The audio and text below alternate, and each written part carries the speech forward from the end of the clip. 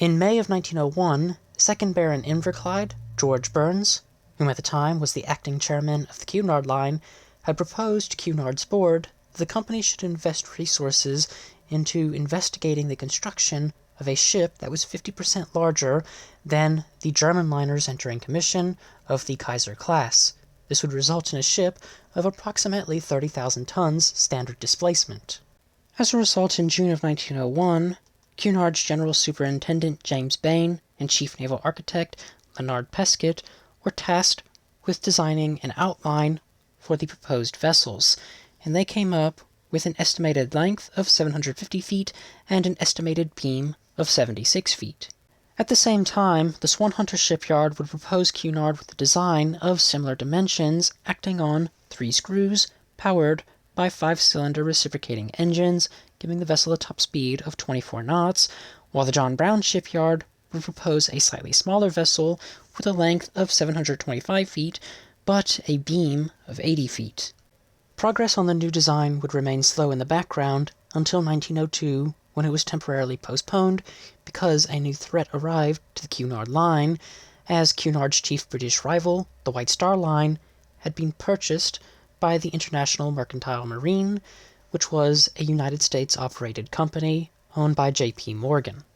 Cunard at this point was still the most powerful and prestigious British shipping company, and it was still financially stable, meaning it was financially viable, and so J.P. Morgan had set his sights on the company and offered Cunard's shareholders a 180% takeover bid. Cunard's board, pushed on by George Burns, was able to delay the shareholders' decision on the deal while they negotiated with the British government. In order to improve negotiations between Cunard and the government, Cunard had assembled a committee of men to investigate the construction cost, indicated horsepower, speed, and annual subsidy of the 2 new ships that had been proposed in 1901. This committee would be made up of men from the Cunard Line, the Admiralty, the Treasury, the Post Office, and the Institute of Naval Architects. Negotiations would carry on between the two entities until the 30th of September 1902, when George Burns wrote to his shareholders. The letter read, "Sir or Madam, with reference to my circular of the 31st of May last, I have now the honor to inform you that I have concluded negotiations with His Majesty's Government on behalf of the Cunard Company. The following are the principal terms of the agreement. The Cunard Company to build 2 large steamers for the Atlantic trade of high speed. The agreement is to remain in force for 20 years from the completion of the second of these vessels. The Cunard Company pledges itself until the expiry of the agreement to remain a purely British undertaking, and that under no circumstances shall the management of the company be in the hands of, or the shares or the vessels of the company be held by other than British subjects. During the currency of the agreement, the Cunard Company is to hold at the disposal of the government the whole of its fleet, including the 2 new vessels and all other vessels built, the government being at liberty to charter or purchase all or any such vessels at agreed rates. The Cunard Company also undertakes not to unduly raise freights or to give any preferential rates to foreigners. The government are to lend the money for the construction of the 2 new vessels, charging interest at 2 3/4% per annum. The security for the loan is to be the first charge on the 2 new vessels, the present fleet, and the general assets of the Cunard Company. The Cunard Company is to repay the loan by annual payments extending over 20 years. From the time the new vessels commence to run, the government are to pay the Cunard Company a rate of £150,000 per annum instead of the present Admiralty subvention.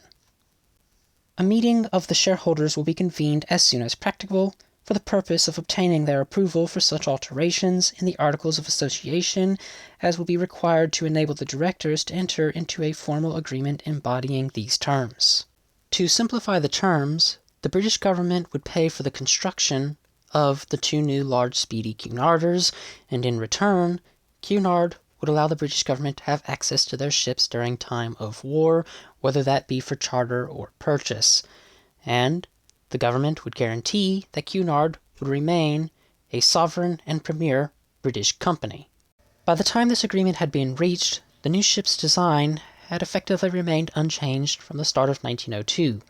Cunard was still looking at a design with a length of 750 feet, a beam of 76 feet, and a speed of 25 knots, produced by 3 sets of quadruple expansion reciprocating engines, producing 55,000 indicated horsepower. Though the agreement with the government had yet to be finalized, it was effectively in the bag, and so Cunard now directed its attention to evolving and finalizing the new ship's design by testing tank models using the Admiralty experimental tank at Haslar, which would tow models and also build self-propelled models of scaled-down versions of the proposed dimensions. Swan Hunter and John Brown would also supply their services for the construction and testing of models in their own experimental bays. After these tests were completed, it was found that the ship needed to be increased in size, and its forward and after ends needed to be of fine shape. The new dimensions Cunard was proposing was for vessels 790 feet in length and 87.6 feet in beam, with a draft of 33 feet. In 1903, Cunard had also assembled what became known as the Turbine Committee to investigate whether the new ships should be propelled by powerful reciprocating engines or the new steam turbine. I have made a video on the Turbine Committee in the past, and I will link it in the description below for anybody who wants more details on that subject. On the 24th of March 1904, the Turbine Committee had concluded that the new ships should be propelled by turbine machinery, as those were superior to the reciprocating engine in nearly every respect, the exceptions being operation while at low speed, which was to be a minimum amount of time, and while reversing, since the turbine blades at this point were not able to be switched for reversing, meaning 2 separate reversing engines would have to be installed.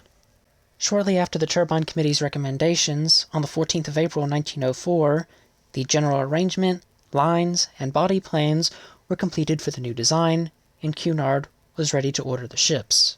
On the 18th of May 1904, 2 contracts would be signed. The first one at John Brown for hull number 367, and the second at Swan Hunter and Wigham Richardson for hull number 735.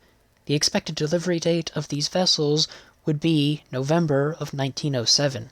By the time the ships were ordered, there were 2 details that had yet to be decided upon: the interior decorations and the arrangement of the turbine machinery.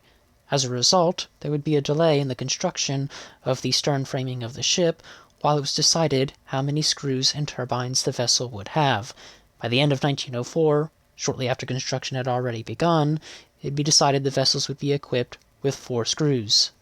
As for the architecture, Cunard had opened up for tender. Several architects would submit design proposals and fees in relation to fitting out the ships, and by mid-1905, Cunard had narrowed down to 2 possible candidates, James Miller and Harold Peto. In the end, Cunard selected both men. James Miller would be assigned to John Brown's hull 367 for £2,000 plus 3% interest rate and traveling fees. Meanwhile, Harold Peto would be assigned to Swan Hunter's 735 for £3,500 and a 5% interest rate. Having the 2 different architects work on the ships would allow the 2 vessels to be diverse in their own ways, providing 2 different travel experiences, but because the general arrangement between the 2 were effectively identical, the experience would have some semblance of familiarity. With that, the first ship would have its keel laid down on the 17th of August 1904 at the John Brown shipyard. It would be launched on the 7th of June 1906 and completed on the 26th of August 1907, being named Lusitania. The second vessel would have its keel laid down on the 18th of August 1904 at the Swan Hunter shipyard. It would be launched on the 20th of September 1906 and completed on the 11th of November 1907, being named Mauretania. To give some general characteristics, the Lusitania would have an overall length of 787 feet and a maximum beam of 87 feet. The Mauretania would have an overall length of 790 feet and an overall beam of 88 feet. Both ships would have an average draft of 33 feet 6 inches.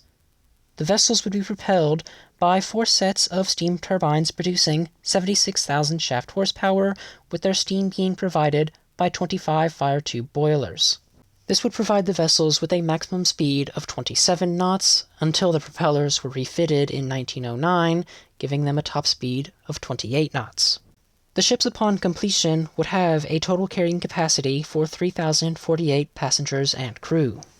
Lusitania and Mauretania would go on to be some of the greatest hits of their era, and though Cunard had expected the vessels to be capable of operating a weekly service, this proved to be inadequate, and a third ship was eventually needed, with the new Aquitania entering service in 1914.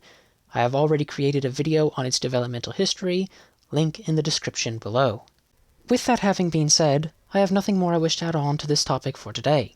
So, if you have learned something new in this video, why not leave a like and a comment down below, and have a wonderful day.